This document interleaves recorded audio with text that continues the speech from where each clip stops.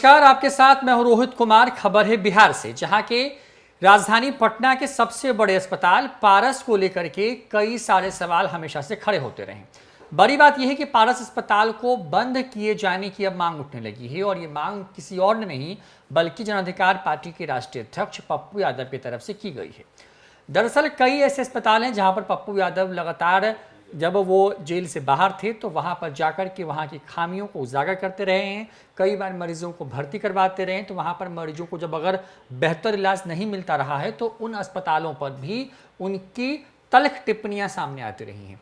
ऐसे में पटना के पारस अस्पताल में जब एक 45 साल की महिला, जो कि बिहार के नालंदा जिले के कल्याण बिघा की थी, उसकी मौत हुई, और मौत के पहले जिस तरीके से उसकी बेटी ने आरोप लगाया कि उसकी मां के साथ में फिजिकल असॉल्ट करने की कोशिश की, यानी कि जो है शारीरिक तौर पर उनको प्रताड़ित किया गया या फिर उनके साथ सेक्सुअल हरासमेंट करने की कोशिश हुई, और इन तमाम आरोपों के बाद में लगभग 24 घंटे के बाद में उस पीड़ित महिला, जो कि कोरोना से संक्रमित थी, उनकी मौत हो गई। और उस मौत के बाद अब कई सारे सवाल खड़े हो रहे हैं। सोशल मीडिया पर कई तरह के सवाल पूछे जा रहे हैं पारस को लेकर के। तो पप्पू यादव ने अपने आधिकारिक ट्विटर हैंडल से एक ट्वीट किया है, और इस ट्वीट में पप्पू यादव लिखते हैं कि मैं तो पहले दिन से कह रहा हूं कि पारस हॉस्पिटल का बिहार सरकार अधिग्रहण करे या बंद करे।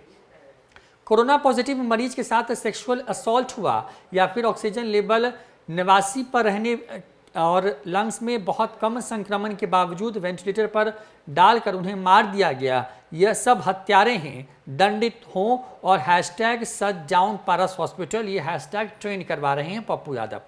अब देखिए, पटना की बात करें तो पटना में वैसे तो कई सारे, अगर आप इस तरीके से आंकड़ों में देखें तो सैकड़ों की संख्या में छोटे बड़े अस्पताल हैं। बड़े अस्पताल 1 दर्जन के आसपास में हैं, जिनकी शाख है अपने काम को लेकर के, यानी या अपने अस्पताल को लेकर के। उसमें से पारस उन सबसे बड़े अस्पतालों में से एक है, जो कि निजी क्षेत्र का है।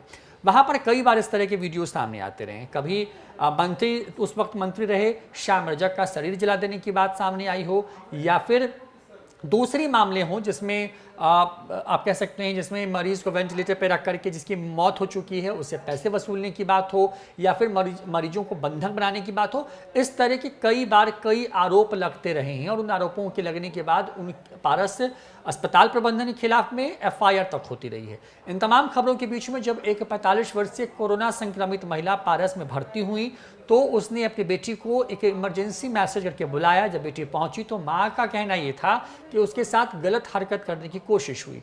उसके 24 घंटे के बाद अस्पताल प्रबंधन ने इस पूरे आरोपों से पल्ला झाड़ लिया।